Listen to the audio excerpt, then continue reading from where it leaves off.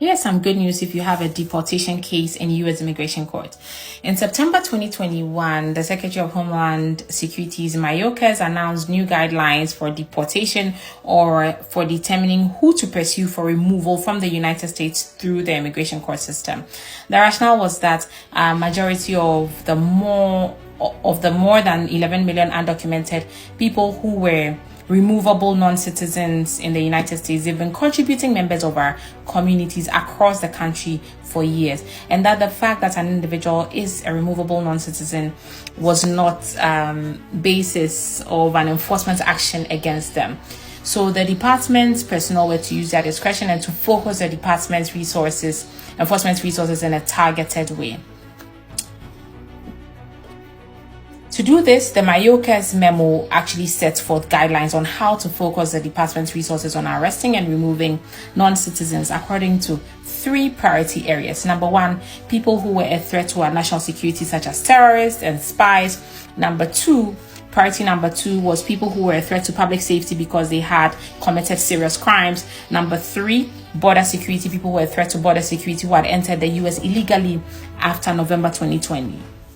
Now, the memo was to ensure that the government will be able to prioritize its limited resources to ensure public safety in a smart and rational manner, focusing on those 3 priority areas. Texas and Louisiana, following the release of the Mayorkas memo, sued the Department of Homeland Security in district courts, as well as they sued other federal officials and agencies. And according to those states, they said the guidelines went against laws that actually required the Department of Homeland Security to arrest more criminal non-citizens pending their removal from the United States.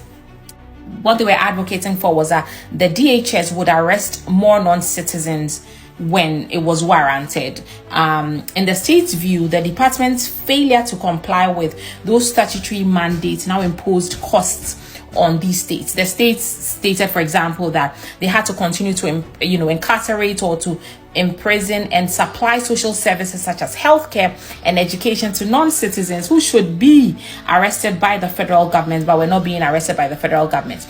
Now, the U.S. District Court for the Southern District of Texas actually found that the states were incurring those costs as a result of the DHS's guidelines of enforcement priorities. Now, based on those costs, the district court determined that the states did have standing, that's Texas and Louisiana, and they ruled that the guidelines were unlawful. Now, the court went ahead to vacate those guidelines and said that they should not be implemented. The case went all the way to the Supreme Court, and just a few days ago, the SCOTUS, the United States Supreme Court, actually gave a decision on the case. What they stated was that because the executive branch invariably lacks the resources to arrest and prosecute every violator of every law, now resource constraints necessitated prioritization in making immigration arrests. They had to now prioritize immigration arrests. They couldn't arrest everybody, so they had to have those guidelines to help them.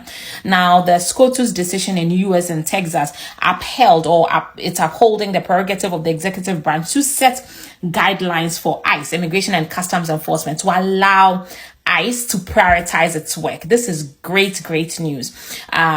So we anticipate that DHS will reinstitute the priorities memorandum that was blocked from taking effect during the litigation by Texas and Louisiana. The Supreme Court's decision, however, will not go into effect immediately.